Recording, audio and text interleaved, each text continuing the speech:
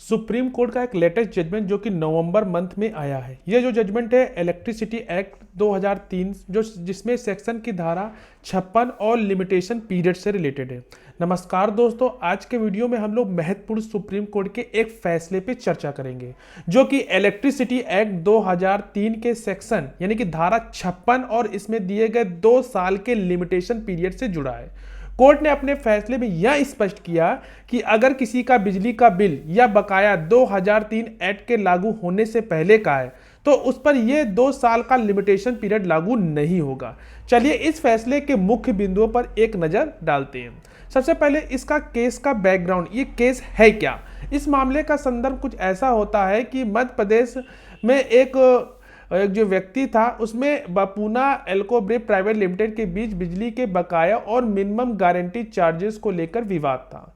जो यानी रिस्पोंडेंट यानी बापूना ने 1991 में बिजली आपूर्ति का एक अनुबंध किया था जिसमें उन्हें न्यूनतम वार्षिक राजस्व उत्पन्न कराना था। बाद में सप्लीमेंट्री एग्रीमेंट के माध्यम से जो इलेक्ट्रिसिटी कंजम्पशन को बढ़ाया गया और उनके बीच का एक कैपेटिव बायोगैस जनरेटिंग सेट लगाने की अनुमति भी दी गई थी।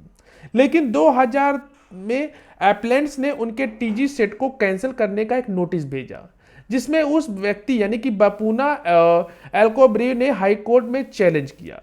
कोर्ट ने इसके लिए अंतरिम राहत दी लेकिन उन्हें मिनिमम चार्जेस जमा करने का भी आदेश दिया। इसके बाद 2009 में फिर से एक डिमांड नोटिस भेजा गया जिसे बापूना एल्को ब्रे ने दोबारा हाई कोर्ट में चैलेंज किया और कोर्ट में कुछ शर्तों के साथ उनका केस को अलाउ किया। हाई कोर्ट का फैसला, हाई कोर्ट की डिवीजन बेंच के माध्यम में 2003 एक्ट के सेक्शन धारा 56 के लिमिटेशन के अनुसार एप्लेंट को 2 साल के अंदर अपना क्लेम उठाना चाहिए था। हाई कोर्ट ने कहा कि क्योंकि यह पहला रिट पिटीशन जो 2006 में डिस्पोज हुआ था इसलिए लिमिटेशन पीरियड जून 2008 में खत्म हो गया। इसके बाद आई हुई डिमांड नोटिस का केस किया गया। सुप्रीम कोर्ट का फैसला, सुप्रीम कोर्ट ने हाई कोर्ट के इस फैसले को गलत बताया। कोर्ट ने कहा कि सेक्शन 56 का 2 साल का लिमिटेशन पीरियड केवल 2003 के बाद ही जिसकी जो लायबिलिटी है उस पर लागू होता है।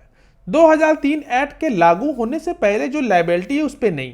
कोर्ट ने कहा कि 2003 के एक्ट में धारा 185 का सब क्लॉज 5 और जनरल क्लॉज एक्ट 1897 के अनुसार 2003 के पहले जो लायबिलिटी पर यह लिमिटेशन नहीं लगेगा।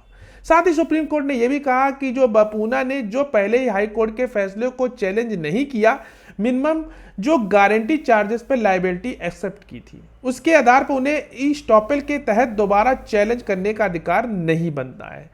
तो ओवरऑल कंक्लूजन यानी कि इसका निर्णय यह था कि इशू स्टॉपेल का सिद्धांत यहां लागू होता है जिसमें अगर एक बार एक फैसला हो गया है तो उसे चैलेंज नहीं किया गया तो वही फैसला आगे चलकर बाइंडिंग हो जाता है, यानी रिस्पोंडेंट पर यह लायबिलिटी फिक्स हो गई है कि वह इसे दोबारा चैलेंज नहीं कर सकते।